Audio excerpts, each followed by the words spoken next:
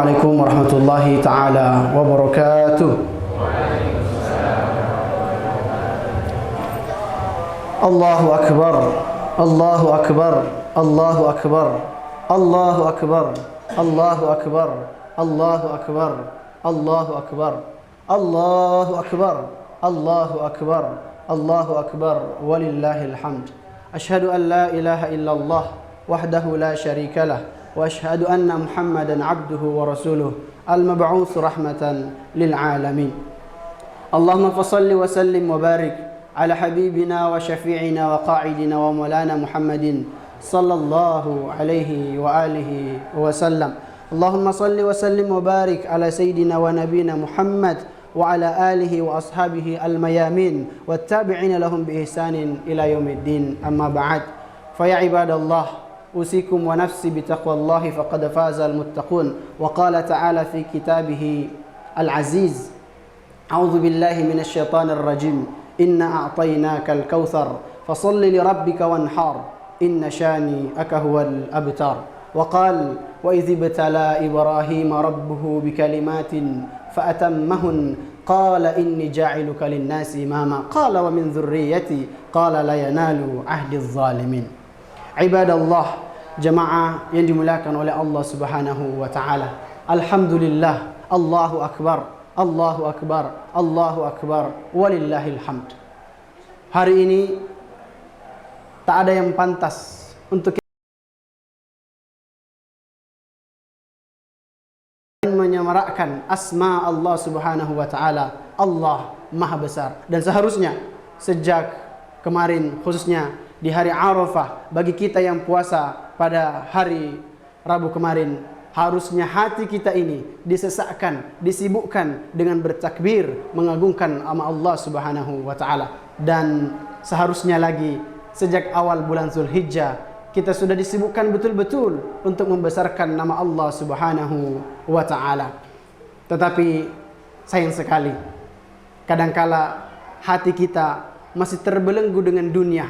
Tak lihat panas, tak lihat hujan, tak lihat macet, bahkan kadang pun sakit, kita harus lawan sakit itu hanya untuk mencari kehidupan dunia. Allahu Akbar. Tapi rasanya untuk bangun 30 menit sebelum subuh payah.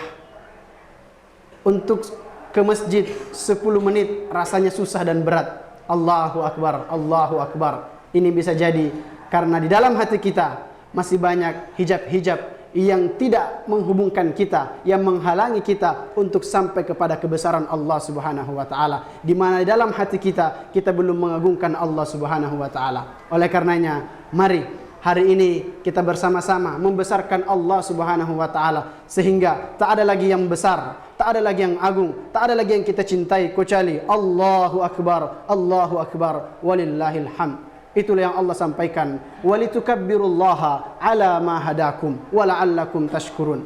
Untuk mengagungkan Allah sebagaimana yang Allah tunjukkan kepadamu cara mengagungkannya. Memang jemaah yang dimuliakan Allah Subhanahu wa taala, tak ada kewajiban untuk mendengarkan khutbah Idul Adha. Akan tetapi khutbah ini merupakan bagian daripada solat itu sendiri. Kenapa? Karena itulah yang disampaikan oleh Allah Subhanahu wa taala, la ikraha fid din. Tak boleh paksaan dalam agama. Tetapi di ayat lain Allah sebutkan, illa man kana lahu qalbun aw alqas sam'ah wa huwa syahid. Kecuali orang-orang yang akan mendengarkan nasihat itu yang punya hati, yang qalbun salim, aw alqas sam'ah, yang punya rasa tawadhu, merasa butuh untuk mendengarkan nasihat sehingga dia menurunkan harga dirinya, menurunkan kesombongannya, menurunkan kepengaannya untuk mendengarkan nasihat. Wa huwa syahid, dan dia menghadirkan jiwanya, menghadirkan hatinya, pikirannya kepada Allah Subhanahu wa taala. Maka mudah-mudahan jemaah yang dimuliakan Allah Subhanahu wa taala, kita yang hadir di sini adalah orang-orang yang memiliki qalbun salim, orang-orang yang tawadhu'nya tinggi, orang-orang yang syahid menghadirkan diri kita kepada Allah Subhanahu wa taala. Jemaah yang dimuliakan oleh Allah Subhanahu wa taala, tema kita pada kesempatan yang sangat singkat ini dan sangat penuh keberkahan ini adalah pengorbanan berhadiah surga. sekitar 3000 tahun yang lalu. Kurang lebih tepatnya 2000 sebelum Masehi. Karena Nabi Ibrahim alaihissalam hidup pada masa itu. Banyak kisah yang masyhur yang kita dengar. Banyak kisah yang kita dengar tentang Nabi Ibrahim dan masyhur. Tetapi ada beberapa pesan yang tidak mungkin atau jarang kita dengar. Tidakkah kita sadari, sahabatku yang dimuliakan Allah Subhanahu wa taala, ketika kita bertahiyat, kita kemudian membaca Allahumma salli ala Muhammad, lalu kemudian kita membaca kama sallaita ala Ibrahim. Mengapa Nabi Ibrahim yang telah lama wafat, ajarannya sudah tidak digunakan lagi, syariatnya sudah tidak diteruskan lagi sampai hari ini, tapi namanya masih disebut-sebut bagi umat Islam kama sallaita ala Ibrahim? Ada apa gerangan? Apakah ini secara kebetulan? Atau ini tidak punya makna? Atau ini hanyalah bacaan biasa? Tentu tidak. Ada makna di balik semua ini. Kenapa setiap kita membaca salawat ada nama Nabiullah Ibrahim alaihissalam? Bahkan yang dimuliakan Allah Subhanahu wa taala, kalau kita membuka lembaran-lembaran mushaf, sejarah dengan sejarah, kisah dengan kisah, kita akan temukan bahwa nama yang paling banyak disebut adalah namanya Nabiullah Ibrahim alaihissalam. Baru kemudian Nabi Musa, baru kemudian nabi-nabi yang lain. Apa makna di balik ini semua? Kenapa Nabi Ibrahim selalu disebut-sebut namanya?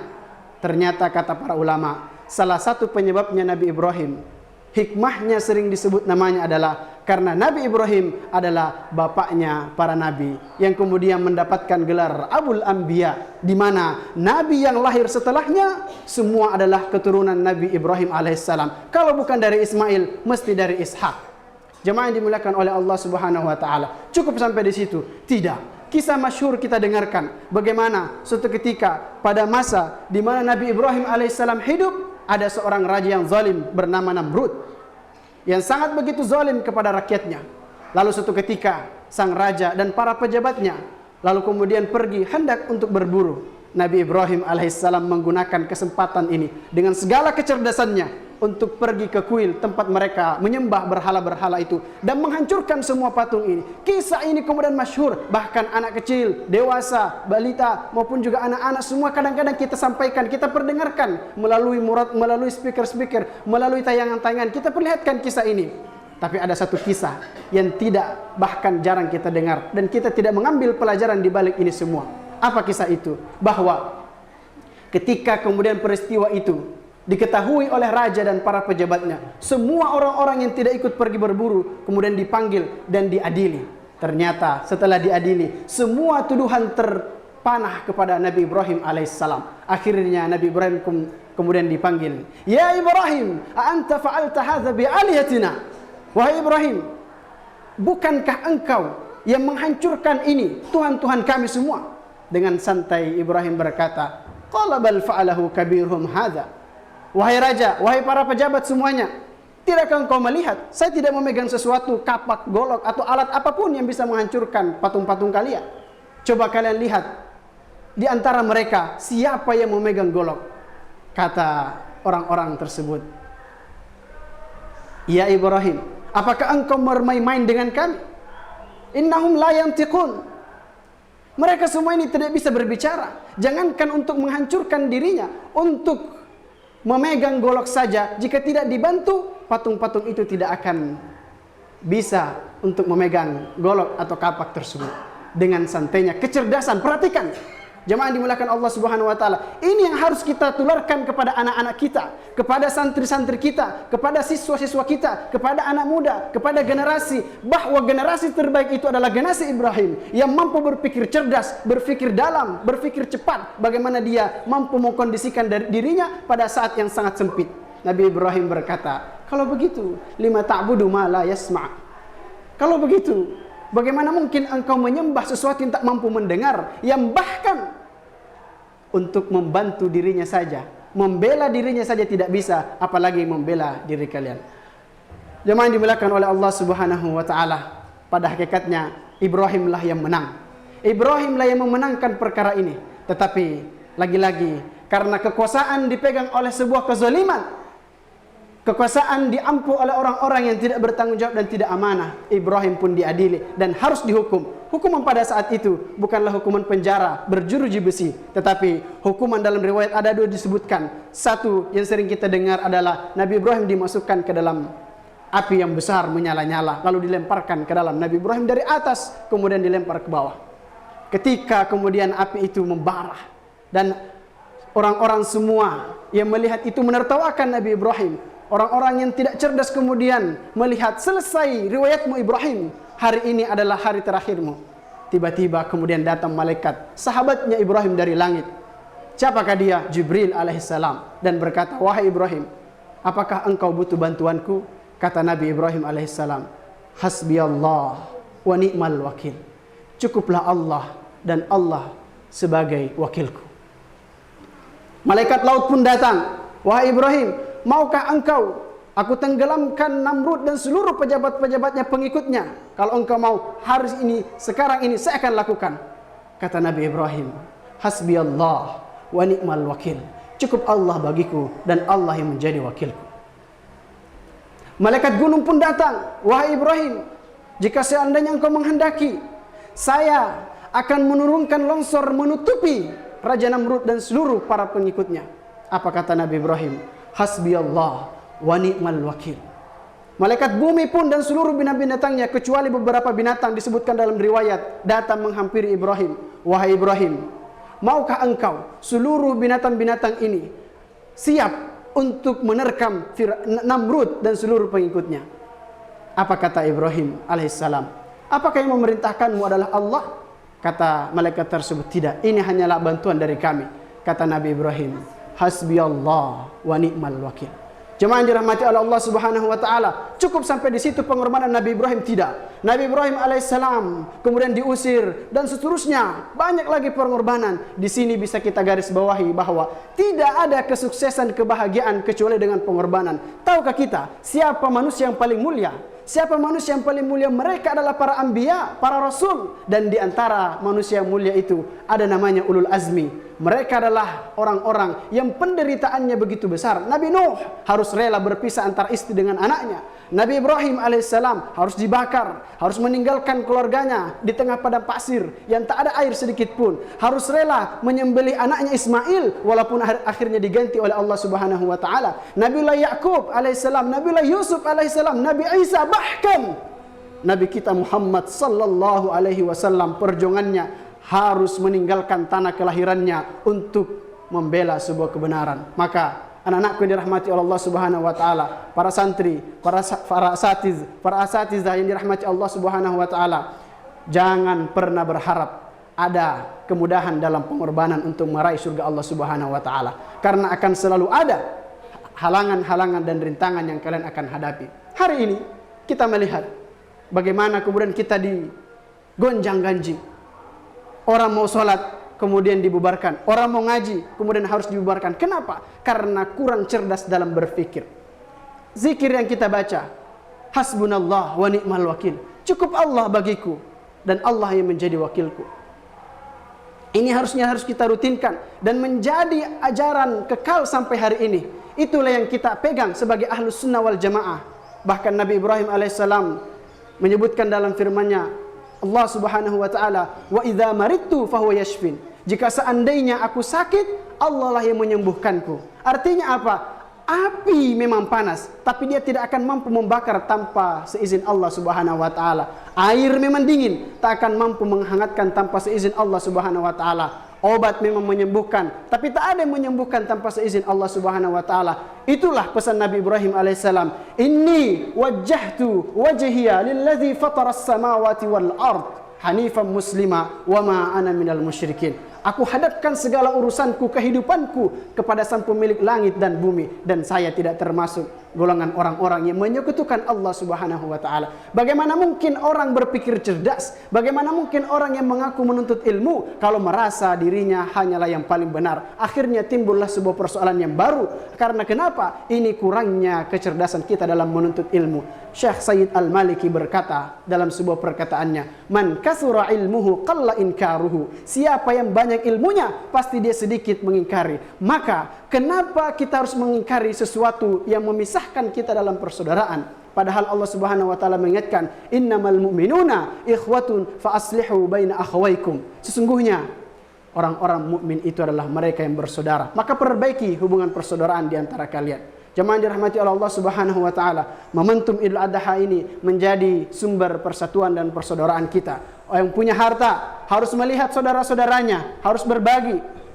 Kemudian kita harus melaksanakan surat Idul Adha, melaksanakan silaturahim dan seterusnya supaya kita menjalin silaturahim sebagaimana sabda Rasulullah sallallahu alaihi wasallam, "Man wasala rahimahu wasalahullah, wa man qata'ahu aw battatahu qatta'ahu Allah." Siapa yang memutus silaturahim, maka Allah akan putus segala urusannya, dan siapa yang menyambung silaturahim, Allah akan sambungkan segala urusannya. Ibadallah, jemaah yang dihormati oleh Allah Subhanahu wa taala, begitu banyak orang-orang hebat yang berjuang untuk membela Islam ini. Kita bisa lihat bagaimana seorang Ibnu Sina, bagaimana Al-Imam Abu Hanifah, bagaimana Abu Hayyan yang menemukan segala macam bentuk keilmuan sampai hari ini kita masih gunakan, bahkan dikembangkan menjadi alat-alat yang lebih canggih. Saya ingin katakan bahwa jika kita ingin generasi kita ini menjadi orang baik, menjadi orang sukses, menjadi generasi rebani, orang tua, para ayah, para ibu, para ustadz, semua harus berkorban. Berkorban waktu, berkorban pikiran, berkorban harta untuk mendidik generasi-generasi terbaik. Kami sebagai santri, pelajar harus bersungguh-sungguh, tak peduli ngantuk, tak peduli bagaimana kami menghadapi pelajaran itu, tetapi harus berjuang karena kita harus menjadi generasi-generasi terbaik sebagaimana kecerdasan Nabiullah Ibrahim alaihissalam. Imam Abu Hanifah rahimahullah ta'ala dilahirkan dari sosok ayah yang sangat-sangat begitu menjaga ketakwaannya bernama Thabit. Beliau kemudian satu ketika berfatwa bahwa zakat bisa dengan yang senilai. Pada hari itu, ketika Imam Abu Hanifah beberapa tahun, ratus tahun yang lalu, semua ahlu hadis, bahkan tidak sedikit di antara mereka mengatakan Abu Hanifah, "Ya Abu Hanifah, najasatul ard." Setelah Abu Hanifah berfatwa bahwa zakat bisa dikonversi dengan senilai, banyak yang mengatakan bahwa Abu Hanifah adalah najisnya muka bumi ini. Allahu Akbar. Inikah orang yang menuntut ilmu? Inikah orang yang punya ilmu? La haula wala quwata illa billah. Kita saksikan pada hari ini ternyata dulu memang belum terpakai karena dulu orang masih berzakat dengan segala macam bentuk yang ada di tempatnya masing-masing. Tapi hari ini semua tidak bisa berkutip lagi. Hanya satu cara, dan inilah yang paling banyak digunakan oleh orang berzakat. Bukan lagi dikonversi dengan yang senilai. Bahkan hari ini orang sudah berzakat menggunakan gesek, menggunakan barcode dan sebagainya. Abu Hanifah berfatwa sudah ratusan tahun, tapi hari ini baru kemudian kita nikmati fatwa daripada Al-Imam Abu Hanifah. Oleh karenanya, anakku yang dirahmati oleh Allah Subhanahu wa taala, cerdas-cerdaslah dalam berfikir, karena Rasulullah sallallahu alaihi wasallam bersabda, "Man syadza ilan nar." Siapa yang menyimpang, maka dia telah mempersiapkan dirinya ke dalam neraka. Hari ini kita disibukkan dengan berita-berita yang Masya Allah, la haula wala quwata illa billah, menyibukkan pikiran kita. Bahkan bisa dibilang semua urusan negara ini kok tiba-tiba terpalingkan dengan berita yang tak ada maknanya itu. Berita urusan negara, berita urusan agama yang kemudian sebenarnya mencoreng atas nama agama itu. La haula wala quwata illa billah. Kenapa seperti ini? Ternyata pesan Rasulullah sallallahu alaihi wasallam sudah terbukti hari ini bahwa Rasulullah sallallahu alaihi wasallam bersabda, "Innallaha la yaqbidu ilman intiza'an." Sesungguhnya, wahai para santri, wahai para ayah, wahai para orang tua, wahai para ibu, dengarkan sabda Rasulullah sallallahu alaihi wasallam. Allah tidak akan mencabut ilmu itu secara langsung. Tidak. Walakin yaqbidul ilma biwafatil ulama. Akan tetapi Allah mencabut ilmu dengan wafatnya para ulama. Betapa banyak ulama-ulama hebat, ahli hadis, ahli fikih, ahli tafsir telah mendahului kita, yang mereka betul-betul paham terhadap agama ini, yang mengantarkan kita menuju Allah Subhanahu wa taala. Sebenarnya apa yang kita takuti? Apakah kita takut dengan dicabutnya ilmu? Tidak. Apakah kita takut dengan diwafatkannya ulama? Tidak, karena itu semua ketentuan Allah Subhanahu wa taala. Tapi ada yang paling kita takuti, wattakhadhan nasa ru'usan juhala. Kalau ilmu sudah dicabut, ulama sudah diwafatkan, tak ada yang menggantikan. Akhirnya manusia berbondong-bondong mengangkat seseorang yang katanya bersurban, yang katanya berjubah, yang katanya berpeci, bersarung, dipanggil ustadz, dipanggil ulama, bahkan kadang-kadang terlihat lebih alim daripada ulama. Wattakhadhan nasa ru'usan juhala, padahal mereka adalah orang-orang yang bodoh, orang-orang yang tak memiliki ilmu. Kalbunya tidak mengeluarkan fatwa, tidak mengeluarkan sebuah keputusan berdasarkan syariat Islam. La haula wala quwata illa billah. Oleh karenanya, bagaimana solusinya? Agar pengorbanan kita mengkader anak, kita membiayai anak, kita bekerja untuk apa? Agar kita melihat anak kita berbakti, agar kita nanti dimudahkan masuk surga oleh anak kita, agar anak kita tidak menjadi anak durhaka, agar anak kita sukses. Kita berkorban karena ada yang kita inginkan, surganya Allah Subhanahu wa taala. Kita ingin ketika nanti jasad kita kembali kepada Allah, ada anak yang mengangkat tangannya lalu berdoa, Rabbighfirli wali walidayya warhamhuma kama rabbayani shaghira. Semua orang tua saya pikir semua menginginkan itu. Tetapi jangan sampai semuanya menjadi sia-sia karena kita salah dalam salah dalam melakukan pengorbanan, salah dalam melakukan perjuangan. Para santri, jangan kalian anggap dengan hafalanmu kamu kemudian selesai. Jangan anggap dengan hadismu kamu kemudian selesai. Tidak, karena memutuskan satu perkara tak hanya butuh Al-Quran, tak hanya butuh hadis. Kita harus melihat pandangan-pandangan ulama yang mereka menjelaskan kepada kita. Itulah jalan keluarnya disampaikan oleh Imam Abdullah bin Mubarak rahimahullah ta'ala. Beliau menyebutkan al-isnadu minad din walaula al-isnadu laqala sya'a ma sya'a. Guru, sanad adalah bagian dari agama. Kalaulah bukan karena sanad, kalaulah bukan karena guru, semua orang akan berkata apa yang dikehendaki. Sebagaimana yang kita saksikan hari ini, orang bebas menafsirkan Quran, orang bebas menafsirkan hadis, bahkan menyampaikan sebuah hadis hanya melihat dengan terjemahnya. La haula wala quwata illa billah. Ini peristiwa yang fatal. Kita bisa melihat hari ini misalnya, ada sebuah perkataan yang menyebutkan bahwa berkurban itu hanya cukup saja dengan 1 ekor saja, 1 ekor kambing, cukup.